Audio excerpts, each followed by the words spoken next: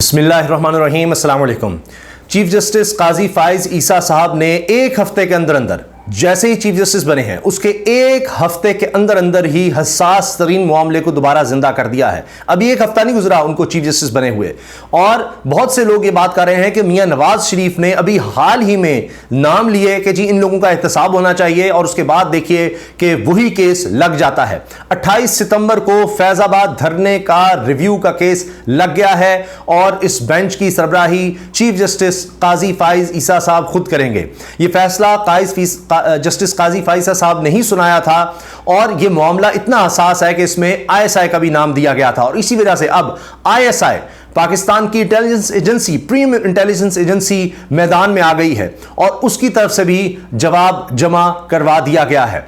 अब ये बहुत ही अहम हसास डेवलपमेंट है, ये बहुत बड़ी खबर है। इसके बारे में अब जो लिखा जा रहा है, बताया जा रहा है, इसका पूरा बैकग्राउंड अब उसमें बताया जा रहा है। जो इसमें पहले आईएसआई ने जवाब जमा करवाया था उसकी भी बात हो रही है, इसमें पीटीआई की बात हो रही है, उन्होंने भी जनाब रिव्यू की दरखास्त दी थी, इसमें शेख रशीद साहब ने भी दरखास्त दी थी रिव्यू की, एमक्यूएम की भी रिव्यू की दरखास्त थी, क्योंकि उनका भी इसमें नाम था सारे मामले में, इस जजमेंट में वो लोग भी आ गए थे। और अब यह भी कहा जा रहा है कि पहले ही शेख रशीद साहब तो मिल ही नहीं रहे।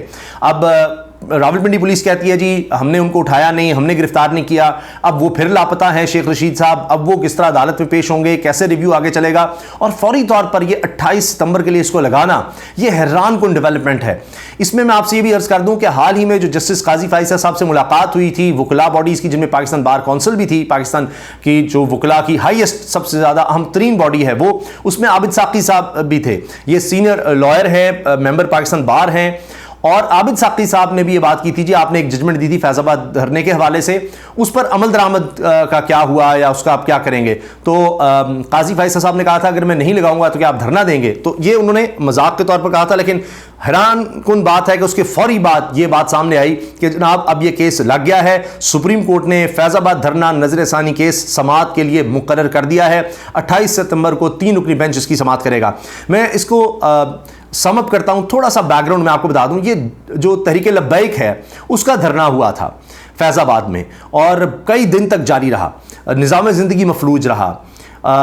इसमें हुआ ये था कि उस वक्त पार्लियामेंट के जो रुकन पार्लियामेंट होते हैं उनके हलफनामे में तब्दीली कर दी गई थी। खत्म नबूवत के हवाले से वो मामला था, और उसमें कुछ तब्दीली कर दी गई हलफनामे में, जिस पर तहरीक लब्बैक ने एहतजाज किया और उन्होंने धरना दिया।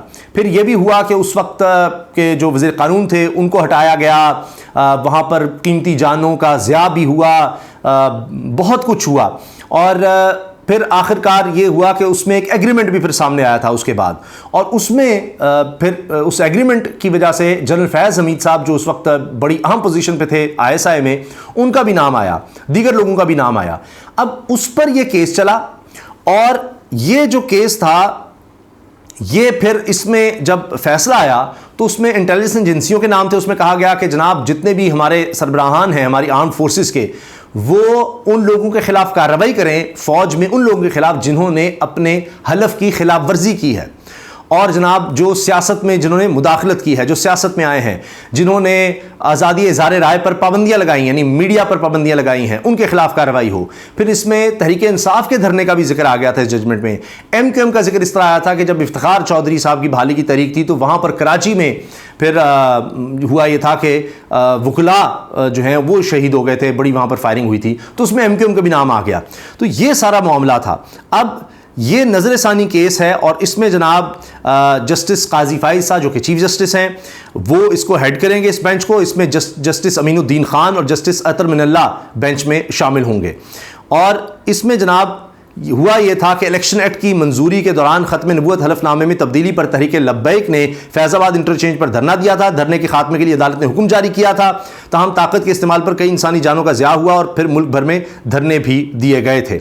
अब इस पर जनाब जब ये मामला आया है कि जी ये तो यानी इस तरह से था, इसमें ये इशारा दिया गया था कि जी इस धरने के पीछे या इस सारे मामलात में जनाब इंटेलिजेंस एजेंसियों का हाथ है, इसमें फ़ौज का हाथ है, इस तरह की बातें की गई थी। अब इसी वजह से एजाज सैयद साहब ने ट्वीट भी किया है कि आईएसआई ने अटॉर्नी जनरल के जरिए फैजाबाद धरना केस को चैलेंज कर दिया है और मौक़िफ़ इख्तियार किया है कि फ़ौज और इसकी तरफ से सियासत में मुलव्वस होने का इल्ज़ाम मुबहिम है। यह भी कहा कि इससे فوج اور ایجنسی کے اہلکاروں کا مورال ڈاؤن ہوگا آہو، یہ اعزاز سید صاحب نے لکھا ہے.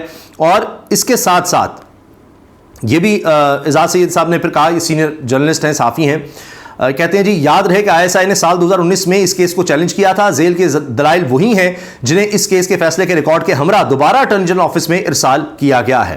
اور حسنات ملک صاحب نے اس پر بڑی تفصیل سے بات بھی کی ہے، اور پورا اس پر آرٹیکل بھی موجود ہے ٹریبیون میں، وہ بھی میں آپ کے سامنے رکھ دیتا ہوں. اور اس میں انہوں نے پوری ڈیٹیل اس کی بتائی ہے کس طرح سے ہوا. اب یہ ہیئرنگ انہوں نے لکھا ہے، یہ ٹریبیون میں چھپ چکا ہے. حسنات ملک صاحب سینئر اور صحافیوں میں ہیں، کورٹ رپورٹرز میں سب جو نام آتے ہیں ان میں بڑا نام ہے. انہوں نے کہا ہے کہ جی ایک ہفتے کے اندر اندر ہی جب سے چیف جسٹس بنے ہیں قاضی فیض صاحب، انہوں نے یہ کیس لگا دیا ہے.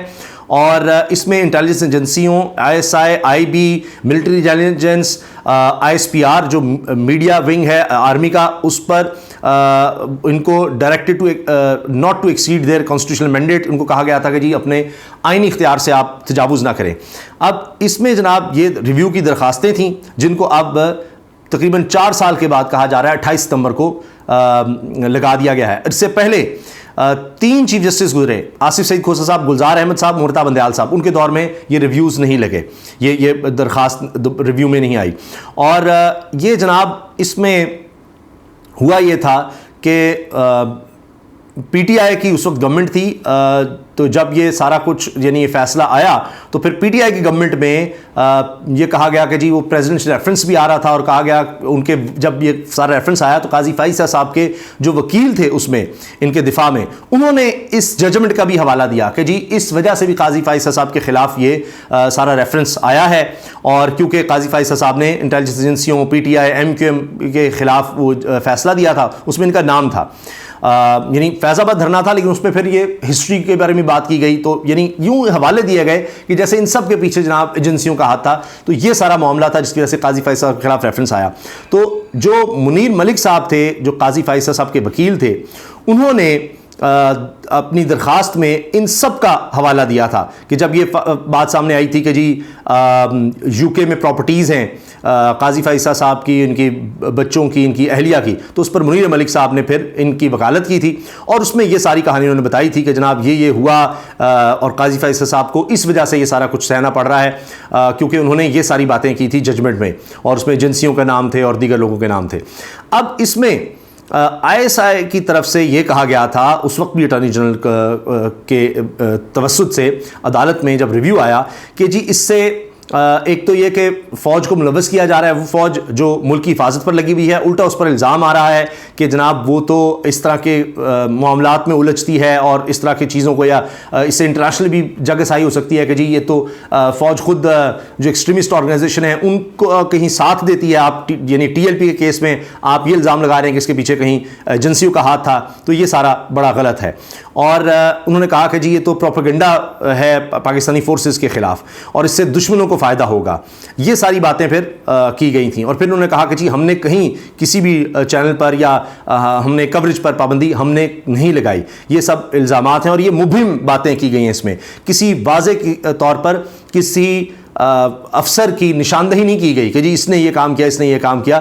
بس یہ کہہ دیا گیا کہ جی جو فورسز کے سربراہ ہیں، یعنی بحریہ، بری، فضائیہ فوج کے سربراہ ہیں، وہ اپنے اپنے لوگوں میں ان لوگوں کو سزا دیں جنہوں نے یہ سیاست مداخلت کی ہے یا جو اس طرح کے کام ملوث ہیں، تو ان کو سزا دیں. نہ آپ نے کسی کا بتایا، بس اس طرح کر کے تو یہ تو بہت زیادہ ایک معاملے کو پھیلایا گیا ہے اور اس میں کچھ بھی واضح نہیں ہے. یہ سارا کیس تھا. اب ظاہر ہے اس میں ISI کا پھر سے جواب آ رہا ہے، اس میں جناب اب سارا کچھ دوبارہ کھلے گا، ساری باتیں دوبارہ ہوں گی. یہ بڑا حساس اور کنٹروورشل معاملہ ہو چکا ہے اور اس کو اب دیکھنا یہ ہے کہ 28 میں اس میں کیا ہوتا ہے اور کس طرح سے ہیئرنگ ہوتی ہے، کون کیا اس میں جواب دیتا ہے. اور یہ بھی بہت سے لوگ کہہ رہے ہیں کہ کیا اس کی بھی لائیو کوریج ہو جائے گی، اور لائیو اگر یعنی PTV پر دکھایا جاتا ہے تو یہ ایک اور معاملہ جو ہے حساس سے حساس ترین ہوتا چلا جائے گا.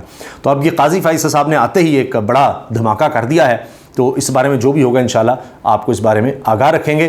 چونکہ میں یہ پہلے آپ سے عرض کر چکا ہوں کہ ابھی حال ہی میں اس سے پہلے میاں نواز شریف صاحب یہ کہہ چکے جی جنرل قمر جاوید باجوہ، جنرل فیض حمید، ان کا جناب احتساب ہونا چاہیے. اور جج صاحب کا بھی ایک کا نام لیا تھا انہوں نے جو آنے والے چیف جسٹس ہیں.